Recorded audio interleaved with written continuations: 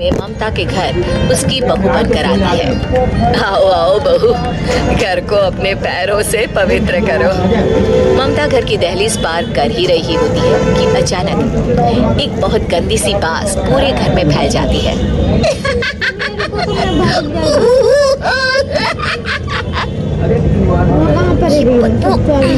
और ये आवाज़ें, ये कौन हंस रहा है माँ? अब ये पड़ोसी ना हमारे थोड़े अलग से है। कहाँ हम शाकाहारी और ये मांस मच्छी खाने वाले। छोड़, तू ध्यान मत दे और गृह प्रवेश कर। और हाँ बहू, अपनी सास की एक बात हमेशा याद रखना, इन पड़ोसियों से तू कभी बात नहीं करेगी। अच्छे लोग नहीं है ये। अपनी सास की ये बात मानेगी ना बेटा? हाँ माँ, जो आपकी मर्जी, मैं उनसे बात नहीं करूंगी। अगले दिन प्रिया अपनी पहली रसोई बनाने रसोई घर में जाती है। ये छोटी बात तो नाक में जा रही है। एक काम करती हूँ, खिड़की खोल देती हूँ। प्रिया खिड़की खोलने जाती है। इतने जाले, लगता है इस खिड़की को कभी खोला ही नहीं गया। पर ऐसा क्यों? नॉनवेज की स्मेल आती होगी ना। 2 मिनट के लिए खोल लेती हूँ, फिर बंद कर दूंगी। प्रिया खिड़की खोलती है। खिड़की खोलते ही उसकी नजर सामने वाले घर की खिड़की पर पड़ती है, जहाँ एक लड़की खड़ी होती है। हाथों में मेहंदी, लाल रंग की साड़ी, बिल्कुल सजी धजी, मानो प्रिया की तरह ही वो भी नई नवेली बहू हो। वो प्रिया को देखकर मुस्कुराती है। हे भगवान, माँ ने तो इनसे बात करने को मना किया था। प्रिया फौरन ही खिड़की बंद कर देती है और तवे पर चढ़े रोटी की ओर देखने लगती है, पर वहाँ रोटी न होकर मछली पड़ी होती है। ये क्या? पहली ही रसोई में इतनी बड़ी गलती! हे भगवान, अब मैं क्या करूं? प्रिया बहुत डर जाती है और फौरन रसोई की सफाई करने और फिर सभी के लिए खाना बनाने लग जाती है। जब वो सबको खाना परोसती है, सब तो ठीक है, मैं बेकार में चिंता कर रही थी। हे भगवान, ऐसे ही बस अपनी कृपा बनाए रखना। रात के वक्त जब सब सो रहे होते हैं, तब प्रिया को पायल की आवाज़ सुनाई देती है, जिससे उसकी आँख खुल जाती है। ये पायल की आवाज़ कहाँ से आ रही है? प्रिया उठकर उस आवाज़ के पीछे छत की सीढ़ियों तक जाती है। तभी उसे बच्चे के रोने की आवाज़ आती है। प्रिया छत पर जाती है तो क्या देखती है? वही लाल साड़ी वाली लड़की अपनी गोद में एक नवजात बच्चे को घुमा घुमा कर सुला रही है। तभी प्रिया की नज़र उसके पेट पर पड़ती है। गॉड, ये तो प्रेग्नेंट भी है। सुनिए, बच्चा सो नहीं रहा है क्या? मैं कुछ मदद करूं? नहीं नहीं, आपके घर वालों को अच्छा नहीं लगेगा, मैं संभाल लूंगी। स्नेहा की गोद से बच्चा हाथ मारकर प्रिया की गोद में आने को छटपटाने लगता है। दोनों घर अगल बगल में बने होने के कारण प्रिया उस बच्चे को गोद में ले लेती है। प्रिया के पास आते ही वो सो जाता है। बच्चे का वो स्पर्श रात भर प्रिया भूल नहीं पाती और अगली सुबह वो छत पर कपड़े सुखा रही होती है। तभी उसे एक औरत इशारा करके बुलाती है। स्नेहा कह रही थी बाबू तुम्हारी गोद में आते ही सो गया। मैं गौरी, स्नेहा की माँ हूँ। बाबू घर आना, बाबू को खिला भी लेना। शाम को जब घर पर कोई नहीं रहता, बच्चे से मिलने के लिए प्रिया छिपकर अपनी पड़ोसन के घर चली जाती है और कुछ देर बच्चे को खिलाकर वापस लौट आती है। इसके कुछ दिन बाद ही प्रिया को पता चलता है कि वो माँ बनने वाली है। ममता की खुशी का ठिकाना नहीं रहता।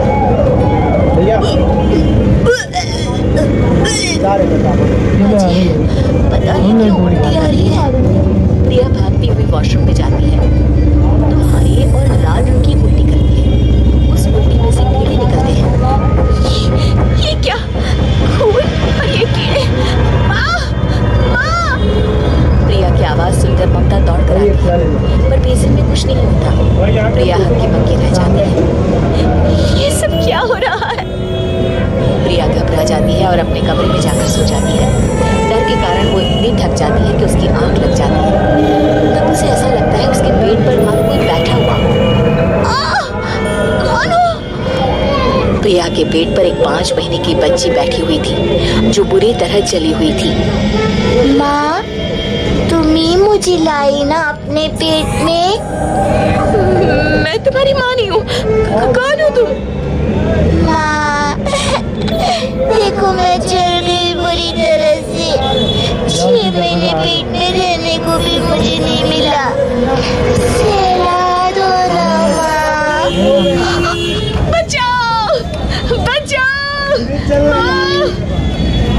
दौड़कर कमरे में आती है। प्रिया की बातें सुनकर वो सब समझ जाती है। तू कहीं बगल वाले घर में तो नहीं जाकर आई ना बहू? मुझे माफ कर दो, मैं गई थी माँ। उस घर में सब मरे हुए हैं बहू। कई साल पहले स्नेहा उस घर में बहू बनकर आई थी। कुछ ही दिन में वो एक बच्चे को जन्म देने वाली थी। पूरा घर बच्चे के आने की खुशी में खोया था।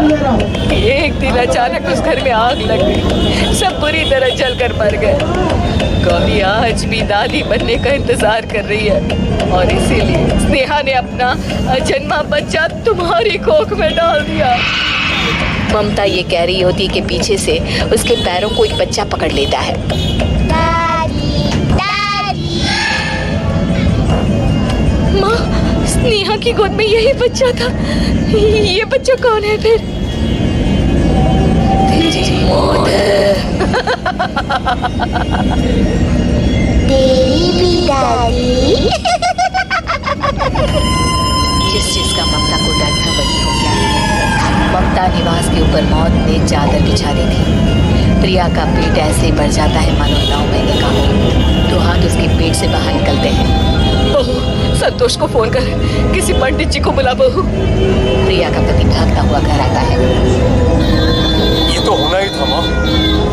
तेरा बाप तेरे सामने आ गया तो तू सह नहीं पा रही है। स्नेहा घर में आग लगी नहीं थी, माँ ने लगाई थी प्रॉपर्टी की लालच में। और वो बच्चा मेरी पहली पत्नी का बच्चा है, मेरा बेटा, जो कि उस आग की चपेट का शिकार हो गया था। मैंने तुमसे ये सब माँ के कहने पर छुपाया था। मुझे माफ कर दो प्रिया। तुम अगर चाहो तो यहाँ से जा सकती हो। मैं तुम्हें किसी भी बंधन में रखना नहीं चाहता। मेरी शादी हुई है आपसे, मैं आपको छोड़ नहीं सकती। पर उससे पहले हमें स्नेहा, उसकी माँ और बच्चे की आत्मा की शांति करवानी होगी। संतोष और ममता गौरी के घर जाते हैं। अंदर सब कुछ जला हुआ होता है। जमीन पर जली हुई लाशें बिखरी हुई। ममता रो रो कर अपनी करने की माफी गौरी से मांगती है। प्रिया स्नेहा के घर वालों का अंतिम संस्कार करवा देती है और ममता निवास फिर से आत्माओं के साए से मुक्त हो जाता है।